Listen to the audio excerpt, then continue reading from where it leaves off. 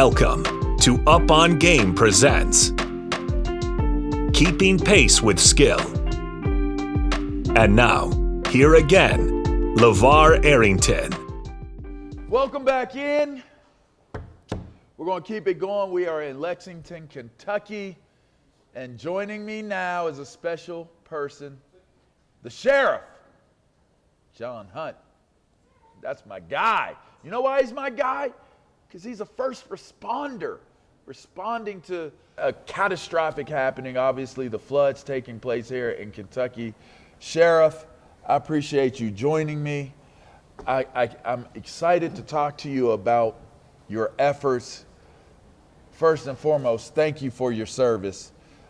Secondly, tell me how, first, before we get into your tireless efforts as it applied to your involvement with the floods, how did you get into law enforcement? What brought you to becoming a sheriff?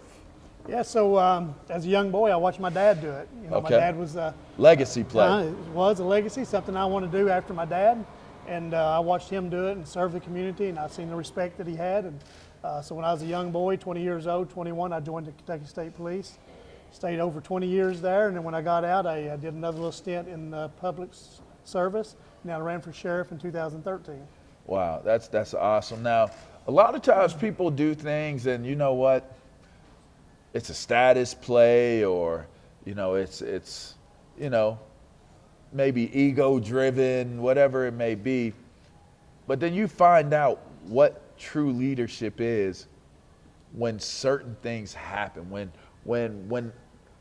the S hits the fan, when the proverbial S hits the fan, you find out what people are really into things for, because now you got to do what needs to be done and fit what your job description is. The floods took place. Things happened. People can't get in contact with people. Cell phone towers, whatever it is, things are down. Communication is down. You not only addressed what was taking place and assisted, you gave out your personal cell phone number for people to call if they needed assistance, if they needed to be found, whatever the circumstance was. You gave out your personal cell phone. First of all, that is freaking awesome. It's a very selfless act to present yourself in service that way. But I'm wondering, what type of calls were you getting? A lot of calls? So we were getting a lot of calls, or I was even on my personal cell phone. And a day or two after the flood and the waters had receded, we were getting a lot of family members that lived out of state, out of town, who couldn't get a hold of their family member because of cell phones or landlines down. So they would call my personal cell, and I would go out to that residence and just let them talk on my phone, and let them talk for 20 minutes or 30 minutes for the first time that they had talked in 2 or 3 days. Wow, that's awesome. There's a dart truck, and obviously when there's natural disasters that take place, the dart truck is one of the first responding trucks that gets there and helps. What's your involvement with the dart truck? Yeah, so when the floodwaters came up, it was in the dark. I mean, not to say the dark truck, but and people were just waking up in the middle of the night, 3 or 4 o'clock in the morning, when they were noticing water just running through their basement. So when we first responded, it was total darkness. So when we get to the edge of the waters coming up in some of those small communities, water was already in the lower level of the house. Some of them were already above their bed where they had been sleeping and just had awakened. So immediately you had to kick in and start getting people out of their homes, either trying to rescue people we used everything in the world to rescue. At one time we used a floating door, a house door that would float to put people on and bring them out of a house and get them to dry land. So there was so many rescues that was done, even through the night, all up to the day and the next day, by boats, kayaks, canoes, John boats, sea-doos, anything you could use to put in the water. If you had a driver for it, we used it to try to get to somebody. Wow. In those instances, to have a resource like the dart truck, obviously it's help funded by small businesses, you know, Burning Barrel, you know, sponsored by Pace-O-Matic. I'm partnered with them. We go all over the country honoring our men and women of service, our first responders, you know, fraternal orders. We do so many things, and we spend a lot of times with small businesses as well. How important is it, you being the sheriff, how important is it to have that type of support in the community from the businesses? I mean, I know how giving, you know, Burning Barrel is and Pace-O-Matic. I mean, they're very, very generous people. Michael Pace, Carmen Pace, they are just, they're amazing people. The entire group are amazing. And to know that they put so many resources into this in particular, how important is that for people to be involved with supporting, you know, our local law enforcement and our first responders? Oh, it's very important. It's sometimes life or death. If you don't have the resources, you don't have the funding for it, you can't get out and get what the people need. So obviously it means the world to, you know, in 2017, I started a foundation myself. Let's talk about it. Yeah, The Hunt Foundation. Yeah, so Let's talk about it. So in 2017, I started the John P. Hunt Foundation, and it was actually started for the elderly and the young. We reach out to the youth through our sheriff's department and the things that we do. But obviously this time we kicked in to take care of our elderly in the flood.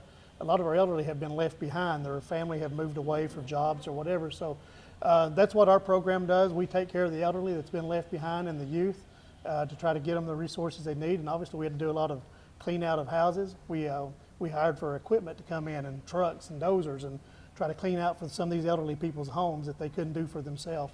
So it's through that foundation that we sponsored a lot of those activities and those resources to get those people back on their feet and get them some breathing room where they could look out of their house and not see a pile of washers and dryers and furniture and just things that's been washed out. We were able to step in and haul those away and provide some resources that they wouldn't have had any other way. Look into that camera right there and give us the address of where they can go to support the Hunt Foundation.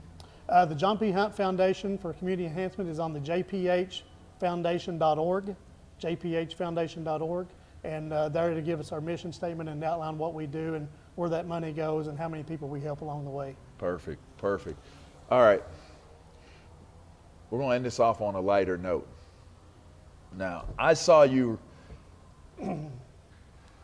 light up when you saw Tim Couch. Tell me, like, you're a UK fan, clearly. Talk to me about, first of all, that moment with Tim, because I'm a Tim Couch fan. Yeah.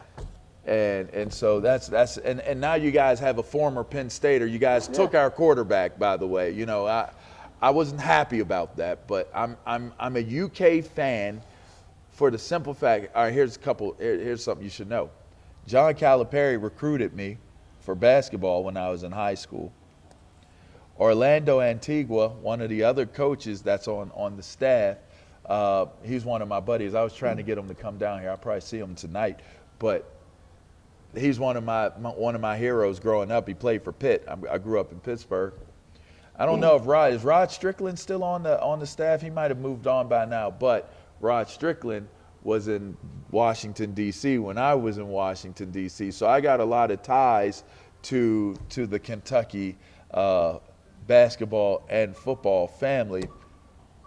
How cool was it to see? How often do you see Tim Couch? And was that maybe the first time that you guys had got a chance to say hello to each other, or how cool was that? Yeah, that was real cool. So that's the first time I've seen Tim Couch in years. Okay. But let me say before I talk about Tim Couch, Okay. let me say about you and Tim Couch. Yep. Obviously my job is for kids and elderly, but what a role model you and Tim Couch both are. Thank you so much. And always have been. Thank you. Man, you all are, and that's my love for Tim Couch too. He has been a role model. I watched kids adore him when I was just a young trooper. I remember one time going to a football game at Sheldon Clark High School.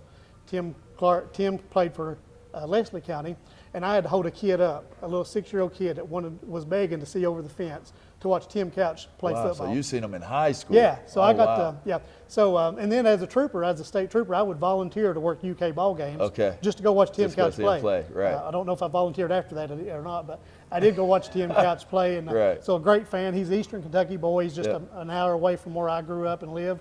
But, and I've watched you just as much. Thank you. Your Penn State, all your Washington days. Thank Man, you. I just admire you all for what you are to young kids. Thank you so You all much. have changed a lot of more lives than what you know. You've impacted a lot of young kids, and you have been good for that. And you're a Thank great you role so model. much. Thank you so much. I appreciate that. So, a fan. Let's finish out with it. Give me your best memory connected to your team, your school. Is it basketball that you're a bigger fan of? Is it football you're a bigger fan of? Give me a memory. Well, you know what? I'm obviously a UK basketball fan. That Okay. goes with living here. But football obviously is taking its place now. It's come a long way, and we got a great coach, Brooks, and recruiting is awesome and everything. So it would be equal, but I'm obviously a UK basketball fan. All right. And obviously there's so many games that we could say is memorable, but Yeah. over a lifetime, UK basketball has given us a lot to be proud of and a lot of moments that we're all proud of. And so we love basketball. Yeah. Sheriff Hunt, it's been a pleasure. Make sure you continue to support. All right. He gave you the website. We'll post it. Make sure that you can support. There are heroes, and then there are heroes, and you, sir, are a hero. Appreciate your service. Appreciate your work.